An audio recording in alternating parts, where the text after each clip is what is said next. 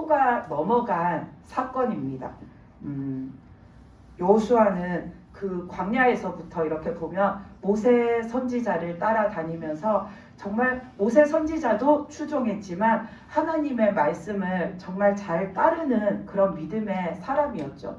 그래서 그 광야에서도 보면은 이 여호수아는 그 하나님의 회막, 그 광야에서도 이들이 멈춰서는 그 자리마다 회막을 설치해서 하나님의 그 성소를 이렇게 세워놓고 있을 때에도 여호수아는 그 회막을 절대 떠나지 않는 자라고 그 광야 시절에도 하나님이 그렇게 말씀해 주셨던 사람인데, 오늘 말씀에 보면 이 여호수아가 하나님 앞에 참 큰 실수를 함으로 인하여서 한마디로 여호수아가 된통 당하는 사건이 나와 있습니다.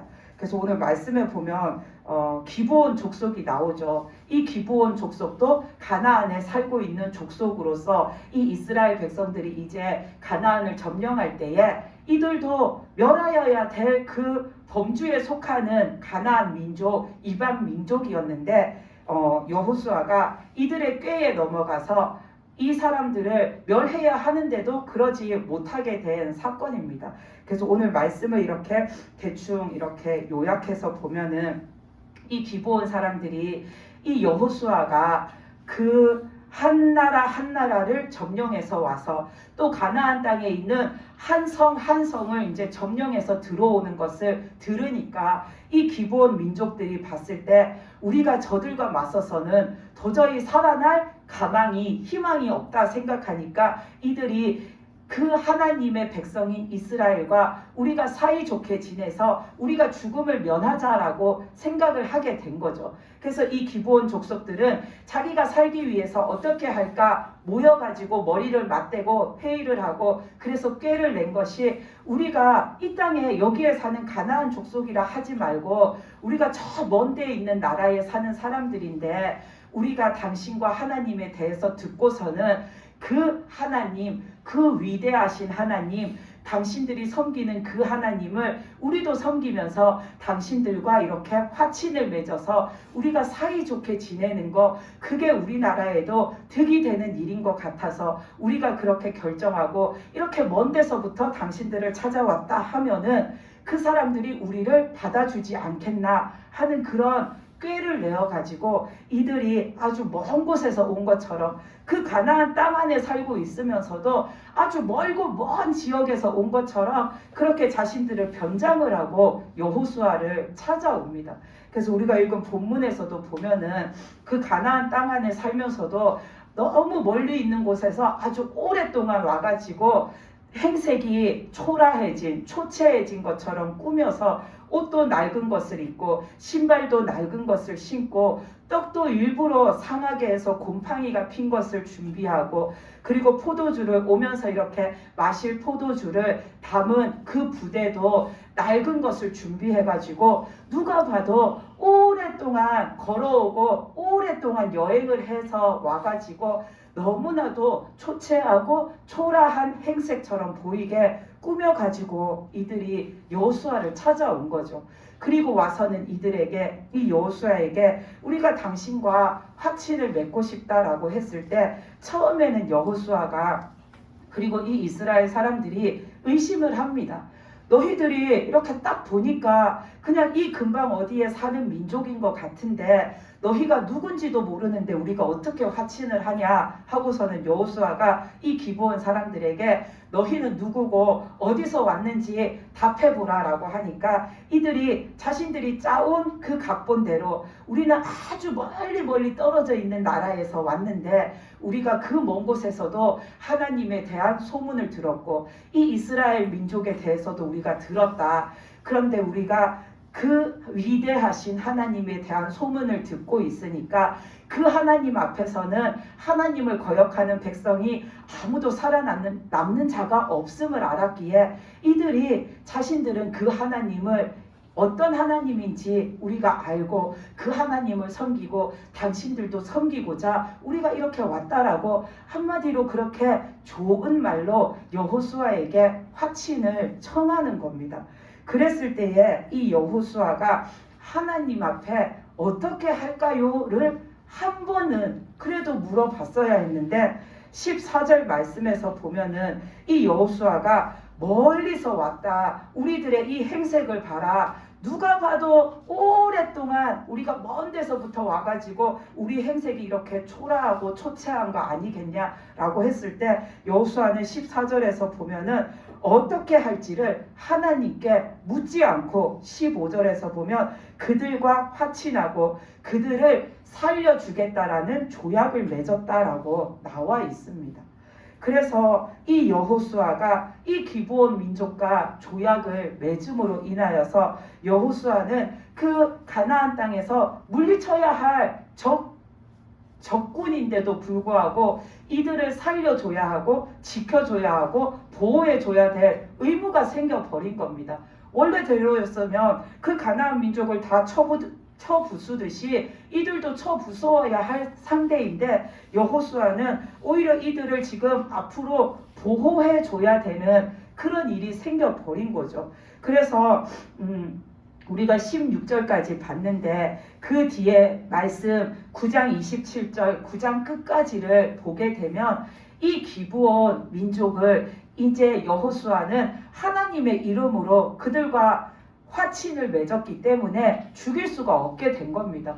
그래서 이들이 우리가 읽은 본문 16절에 보면 조약을 맺은 다음에 3일이 지나서 이 사람들이 어디 사는 누군지 정체가 발각되었지만 여호수아가 아무것도 할 수가 없게 된 거죠. 왜냐하면 이미 하나님의 이름을 걸고 내가 너희와 화평하게 지내겠다. 이 가나안 땅을 정복할 때에 너희들은 한 사람도 내가 건드리지 않겠다, 죽이지 않겠다 맹세했기 때문에 하나님의 이름으로 맹세했기 때문에 여호수아는 이 사람들을 죽일 수가 없게 된 겁니다.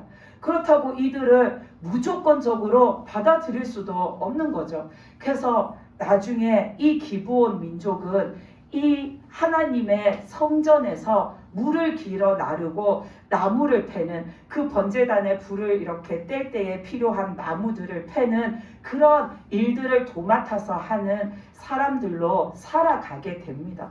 그래서 오늘 말씀에서 보면 여호수아는 항상 그 모세를 따라서 뭘 하든지 하나님 앞에 묻고 하나님의 음성을 듣고 하나님의 뜻대로 나갔던 사람인데 여리고성을 점령할 때도 요단강을 건널 때도 아이성을 점령할 때도 그랬는데 왜 이 사람들한테는 이렇게 쉽게 넘어갔을까? 그것은 여호수아가 순간 방심했기 때문입니다.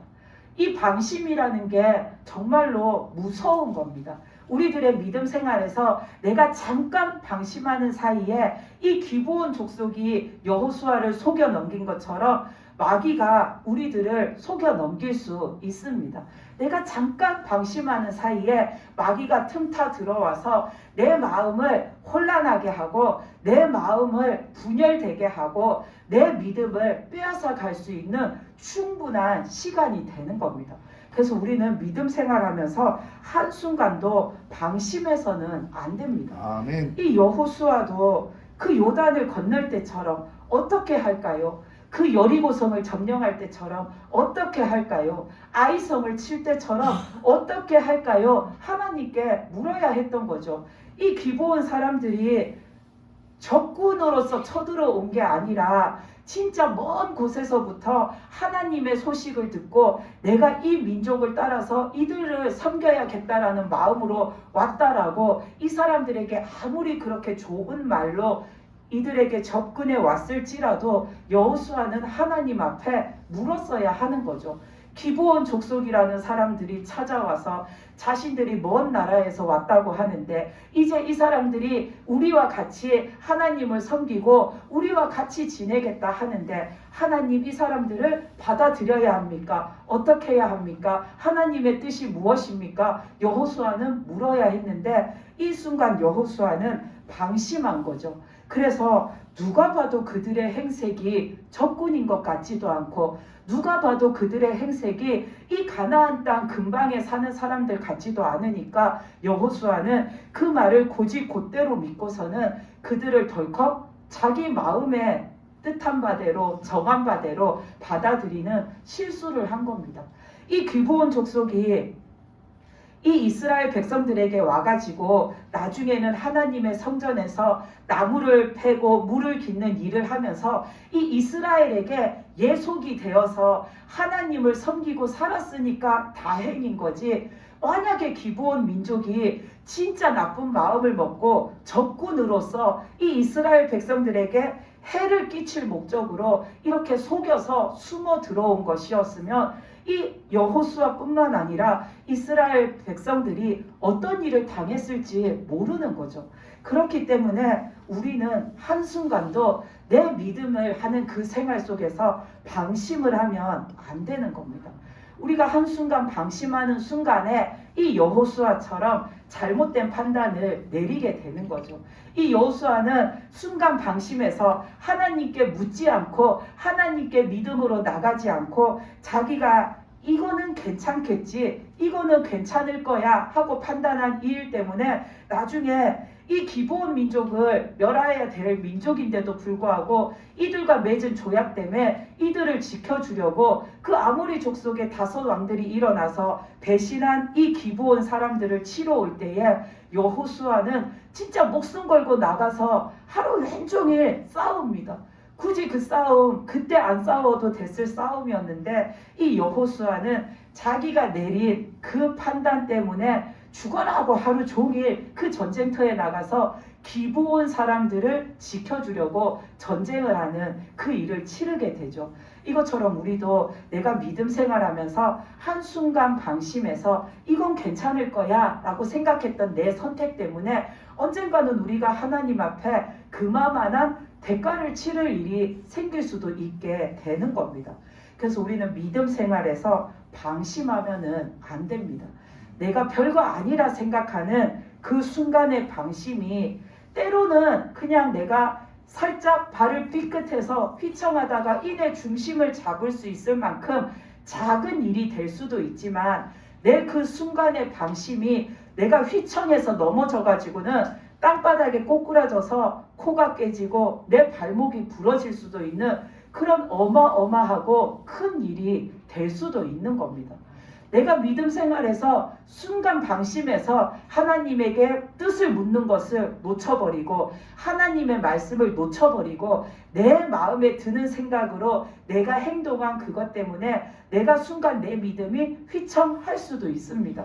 근데 그게 작은 일이면 이내 내가 바로 잡아서 이거 아니야. 하나님한테 내가 묻지를 않았네. 하나님의 뜻이 무엇인지 내가 기도해 보지 않았네. 이거 내 맘대로 행했네. 이거 내가 잘못한 거구나. 다시 하나님한테 물어서 다시 이거 해야지 하고서는 이내 내가 그거를 깨닫고서 돌이키면 잠깐 내 믿음이 살짝 삐끗한 것으로 끝날 수도 있는데 내가 만약에 하나님 앞에 내 믿음 생활에 있어서 그렇게 순간 방심해서 내 뜻대로 행한 일, 그것을 내가 잘못했다라는 거 모르고 계속해서 내 뜻대로 해나가다 보면은 내가 하나님의 뜻과 점점점 멀어지는 하나님의 뜻이 아닌 일을 계속 해나가므로 하나님 앞에 내 죄가 처음에는 작은 거 하나였는데 그 다음에는 좀 더 작은 게 2개가 되다가 나중에는 그게 큰 덩어리가 될 수도 있는 겁니다.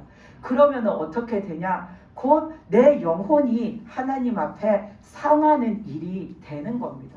우리는 이것쯤이야, 이거 별거 아닌데 뭐 하는 그런 일, 하나님 앞에서는 자칫하면 그 방심이 내 믿음을 죽이고 내 영혼을 상하게 할 수도 있는 겁니다. 우리가 그 다윗이 우리아의 아내 밧세바를 취한 사건을 보면 그렇습니다. 이 다윗이 처음에는 작은 그 여자, 아름다운 여자를 보고 혹했던 마음이 그거를 인해 돌이켰으면 하나님 앞에 그냥 순간 마음이 흔들린 그 죄로 끝났을 수도 있었는데 다윗이 그거를 깨닫지 못하니까 커져서 살인죄까지 가는 큰 죄가 된 것을 볼 수 있죠. 그 다윗이 다른 사람들은 다 전쟁하러 나갔는데 다윗이 이제 그 왕궁에서 다른 때에는 다윗도 왕이지만 같이 전쟁터에 나가서 싸웠었는데 이제 어느 정도 나라가 평탄해지고 나서 이제 다윗이 군사들은 다 전쟁터에 내보냈는데 자기는 왕궁에서 이렇게 유유자적 이렇게 한가로이 지내고 있었죠. 그러다가 어느 날 그 왕궁의 옥상을 거닐다가 이렇게 보니까 그 밧세바가 목욕하는 그 모습이 보인 겁니다. 그걸 봤을 때 다윗의 마음에 너무나도 아름다운 여자가 자기 눈앞에 보이니까 순간 음욕을 품게 된 거죠. 다윗이 하나님 앞에 잠깐 방심하는 그 틈에 다윗의 마음에 음욕이라는 죄악된 마음이 들어온 겁니다.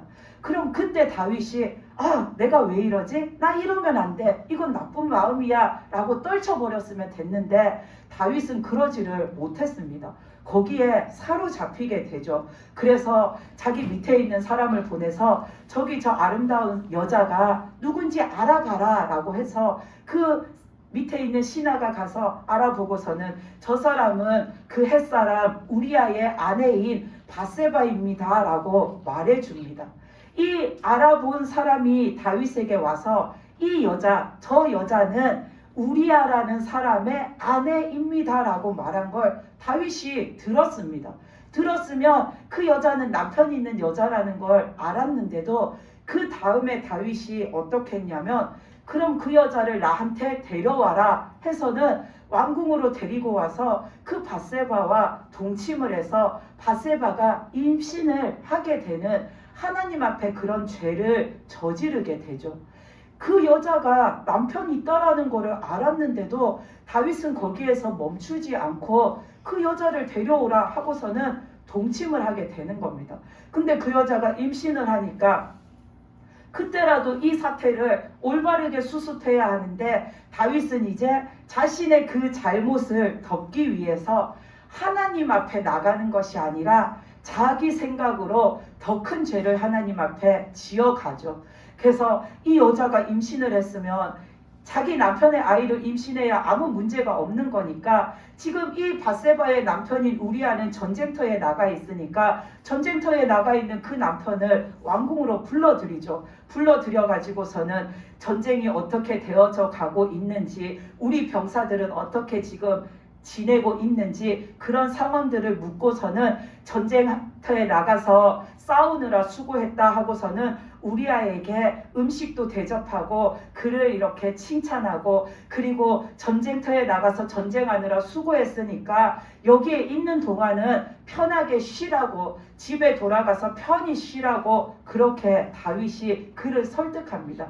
근데 우리아는 너무나도 충성되고 충직스러워 가지고 어떻게 내 대장도 내 상관도 지금 전쟁터에서 전쟁하느라 저러고 있고 내 병사들도 전쟁터에서 지금 싸우느라고 저러고 있는데 어떻게 나 혼자만 이 고향에 집에 돌아왔다고 해서 우리 집에 가서 편하게 먹고 마시고 편히 잘 수 있나? 나는 절대 그럴 수가 없다 하고서는 집에 가서 자지를 않는 겁니다.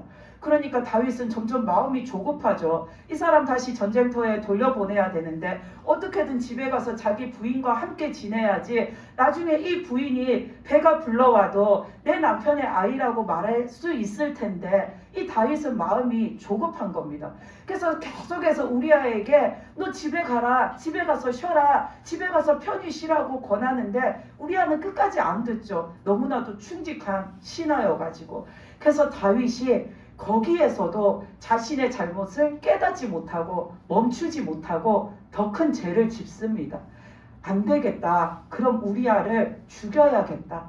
우리아가 죽으면 밧세바는 남편을 잃은 과부가 되는 겁니다. 그럼 그때 내가 저 여자를 데려와서 내 후궁을 삼아야겠다 생각하고서는 이 우리아를 전쟁터에 보내면서 편지를 써서 보내죠. 그 요압 장군에게 편지를 써서 보냅니다. 이 우리아가 전쟁터에 다시 돌아가면 전쟁의 제일 앞에다가 세워가지고 이 우리아가 죽게 만들어라 라는 편지를 보냅니다. 그래서 요압 장군이 그 다윗 왕이 보낸 그 편지 그대로 전쟁터에서 우리아를 맨 앞에다가 세워가지고 이 우리아가 그 전쟁터에서 전사하게 됩니다. 그랬을 때에 이 요압이 왕이 내린 명령에 대해서 어떻게 일을 처리했는지 결과를 또 보고해야 하잖아요. 그러니까 전령을 보내서 왕에게 이 전쟁이 어찌어찌 되었는지 그것을 이제 전하라고 하면서, 만약에 왕이 이 전쟁의 상황을 듣고서는 왜 그렇게 적군에게 가까이 다가가서 많은 병사들이 활을 맞아 죽었냐 하고 왕이 뭐라고 하면은, 너는 다른 말 할 거 없이 왕에게 그 죽은 병사 중에 우리아도 있습니다, 이 한마디만 하라고 했습니다. 왜냐하면 다윗 왕이 내린 명령이 우리아를 어떻게든 죽이라고 한 것이니까. 그래서 다윗 왕이 그 전령이 와서 하는 보고를 듣고서는 우리아도 죽었습니다 라는 이 말을 듣는 순간에, 왜 병사들을 그 적진 제일 가까운 데 배치해서 많은 사람을 죽게 했냐, 왜 이런 작전을 세웠냐 하고 뭐라 하는 것이 아니라, 다윗이 뭐라고 하냐면, 칼날은 이 사람도 베서 죽일 수 있고 저 사람도 베서 죽일 수 있다. 한마디로 누구든지 전쟁에 나가면 죽을 수 있다라는 겁니다. 그러니까 오늘 좀 많은 병사를 잃었어도 다음에 잘 싸우면 되지 하고서는 다윗이 화를 내지 않는 겁니다. 다윗의 지금 온 신경은 그 우리아가 죽었나 안 죽었나에 있기 때문에, 우리아가 죽었다 하니까 자기 목적을 이룬 거죠.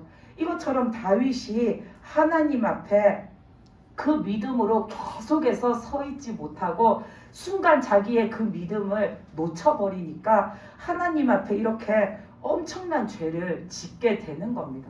그래서 이 다윗은 아름다운 여자를 보고서는 음욕을 품었던, 마음으로 죄를 지었던, 생각으로 죄를 지었던 그것에서 시작해서 하나님 앞에 자기 죄를 깨닫지 못하고 계속해서 하나님을 놓치고 하나님을 바라보지 않고 나가다 보니까 사람을 죽이는 큰 죄까지 이르게 되는 겁니다. 그래서 다윗은 정말 하나님 앞에 순간 자기의 그 믿음 생활에서 방심한 그것이 오히려 자신의 그 영혼을 상하게 만드는 크나큰 죄악이 되는 겁니다. 그래서 다윗은 우리아를 죽게 만들었는데도 불구하고 양심의 가책을 느끼지 않습니다.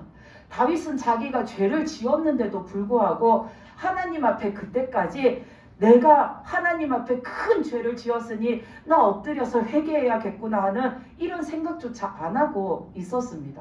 그러다가 하나님이 노하셔서 그 나단 선지자를 보내서 다윗 왕이 지은 죄가 무엇인가를 하나님이 가르쳐 주실 때까지 다윗은 하나님 앞에 회개하지 않았습니다. 왜냐하면 자기가 죄를 지은 것에 대한 확실한 죄에 대한 인식이 그때까지 없었기 때문이죠. 근데 하나님이 나단 선지자를 통해서 다윗을 꾸짖으시니까 다윗이 그때야 하나님 앞에 내가 죄인입니다라고 깊이 회개합니다. 그래서 다윗이 깊이 회개하고 하나님께서 용서해 주셔서 이 다윗이 하나님 앞에 죽음은 면하였지만 다윗이 저지른 이 일이 하나님 앞에 큰 죄가 되어서 다윗은 그 대가를 치릅니다.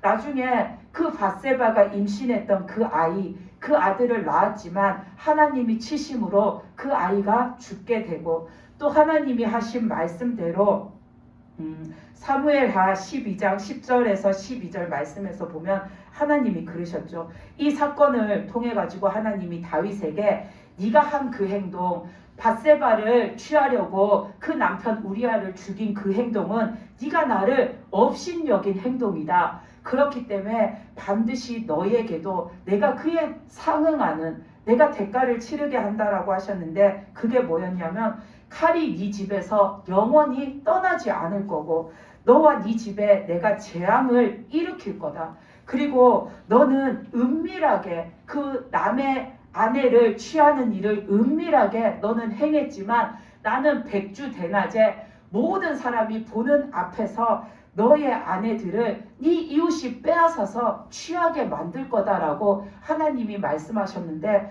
정말로 나중에 이 다윗의 아들인 그 압살롬이 반역을 일으켰을 때에 다윗이 아들을 피해서 도망가죠. 왕궁을 버려두고 도망갔을 때 그 아들 압살롬이 왕궁에 쳐들어와서는 그 다윗의 후궁들을 욕보이는 사건이 나타납니다.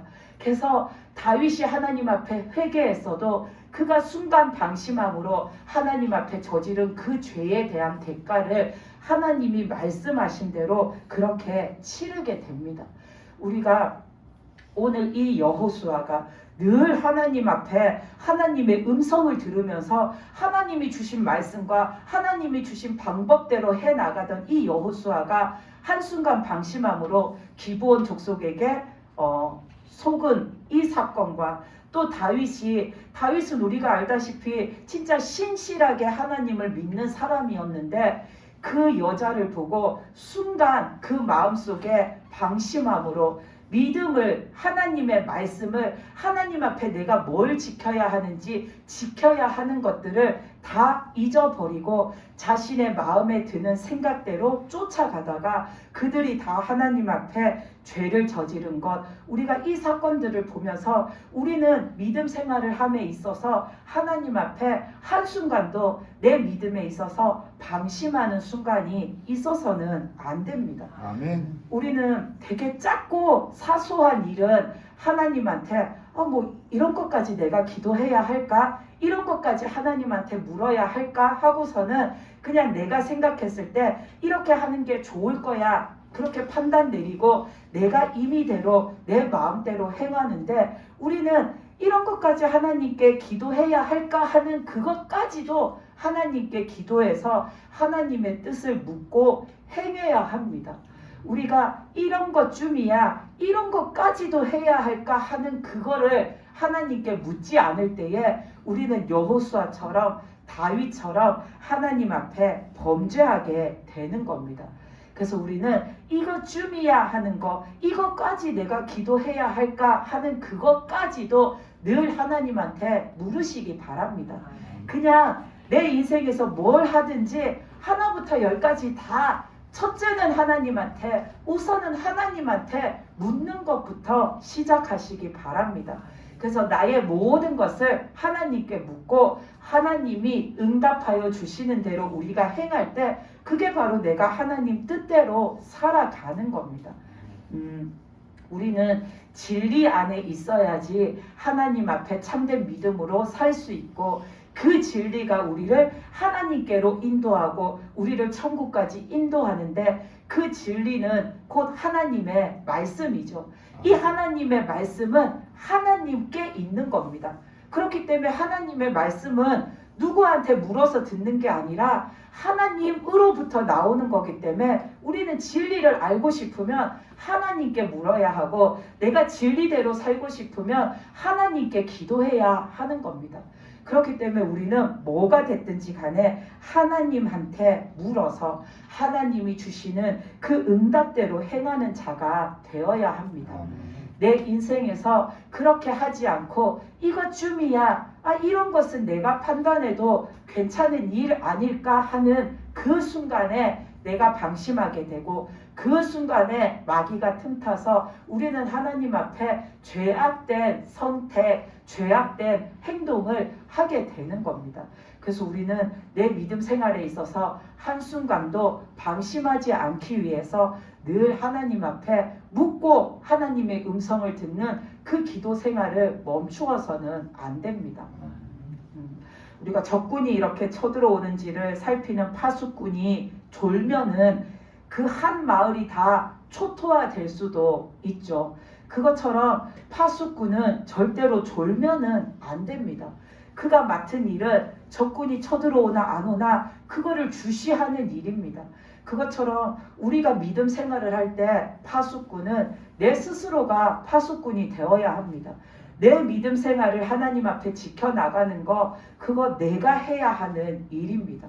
내가 하나님 앞에 깨어 있어서 내가 하나님 앞에 늘 주시하고 있어서 내가 하나님 앞에 믿음으로 살려고 해야지 내 옆에 있는 누가 내 옆에 있는 다른 사람이 깨어가지고 깨어 있어서 나를 지켜준다고 내 믿음이 온전하게 이렇게 세워져 가는 게 아닙니다. 내 믿음을 세우고 내 믿음을 바로잡고 내 믿음을 키워나가는 데 있어서는 첫째는 내가 깨어있고 내가 하나님을 주시하고 있고 내가 하나님의 뜻 앞에 있어야지 내가 하나님의 뜻대로 살아갈 수가 있는 겁니다. 그래서 우리는 늘 내 믿음에 있어서 파수꾼된 그런 상태가 되어서 내가 하나님 앞에 한순간도 내 영이, 내 믿음이 졸지 않도록 우리는 힘써서 하나님 앞에 깨어있는 믿음이 되어야 합니다. 내가 한순간에 방심하면은 내 믿음이 나락으로 떨어질 수 있는 겁니다. 그래서 우리는 믿음 생활에서 방심하는 것은 금물이라는 거, 그거를 오늘 말씀을 통해서 이렇게 반드시 기억하시기 바랍니다. 아멘. 뭐가 됐든 사소한 거 하나까지도 나는 하나님한테 묻고 하나님이 하라는 대로 하고 살아야지 하는 것을 딱 내 마음속에다가 새겨놓고 뭐든지 다 하나님께 묻고 행하는 그런 믿음이 되시기를 바랍니다. 아멘. 그리고 또 우리가 하나님 앞에 기도할 때에도 우리는 절대로 방심하면 안 됩니다. 그냥 내가 기도할 때에도 기도의 자리에 있다고 해서 마귀가 내 생각을 못 뺏어 가는 게 아닙니다. 마귀는 얼마든지 나에게 와서 해코지할 수 있고 내 생각을 뺏어 갈 수가 있습니다. 그래서 우리는 내가 집에서 기도하든 교회에 와서 기도하든 기도하는 그 순간에도 한순간도 내 정신을 놓치지 마시고 방심하지 마십시오. 그 방심하는 순간에 마귀가 틈타서 내 생각을 빼앗아 갑니다.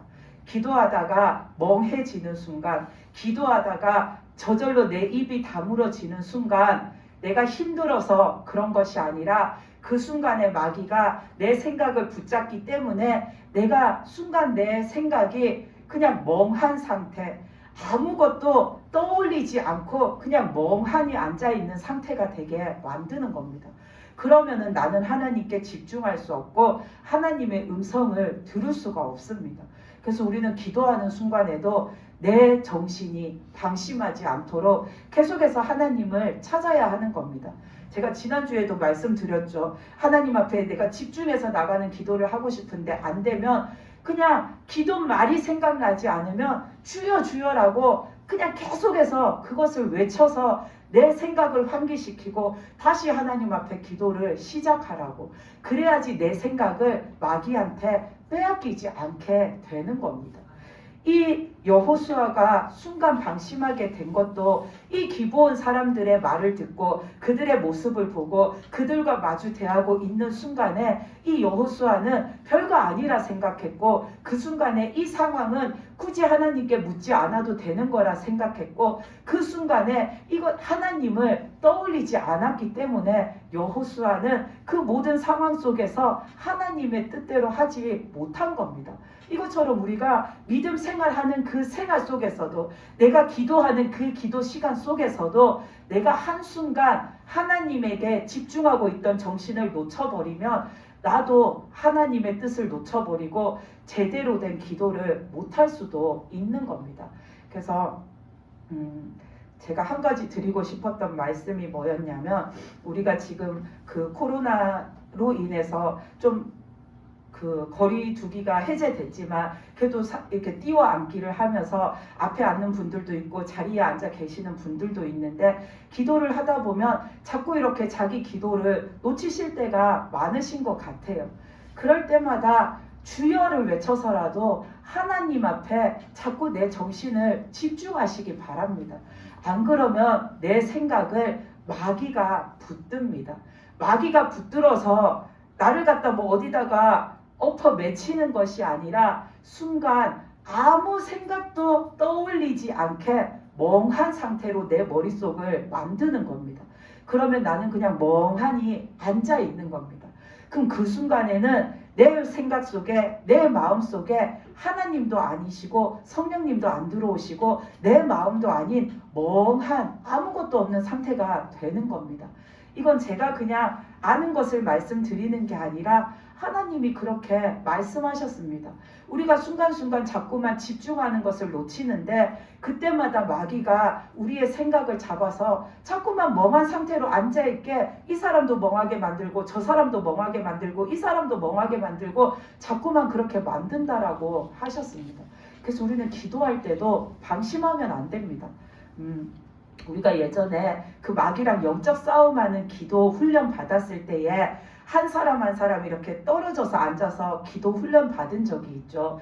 그래서 앞에 몇 명 앉고 의자에도 띄엄띄엄 한 명씩 앉아가지고 의자에 앉은 사람은 의자 위에 올라가서 무릎을 꿇든지, 그게 불편하면 의자를 좀 사이를 벌려놓고 땅바닥에 무릎 꿇고 앉든지 해서 띄엄띄엄 앉아가지고 마귀와 영적 싸움을 하는 그 훈련하는 기도를 한 적이 있었는데, 그때 우리가 했을 때 집중하는 거 그거 놓치지 말라고 그러셨죠. 하나님이. 그 이유는 내가 집중하는 거 놓치는 순간에 언제 어디서 마귀가 와서 나를 공격할지 모르니까 너희가 계속해서 집중해서 하나님께 외쳐서 부르짖으라고. 그때도 우리가 그 훈련을 했었는데, 그때 정말 마귀가 실제로 이런 모습으로 다가와서 이렇게 우리를 공격한다라는 거를 계속해서 얘기했을 때, 그런 거를 보지 못하는 분들은 머릿속에 상상하면서 마귀가 내 앞에 이런 모습으로 있겠구나, 마귀가 지금 나한테 이런 식으로 공격을 하겠구나,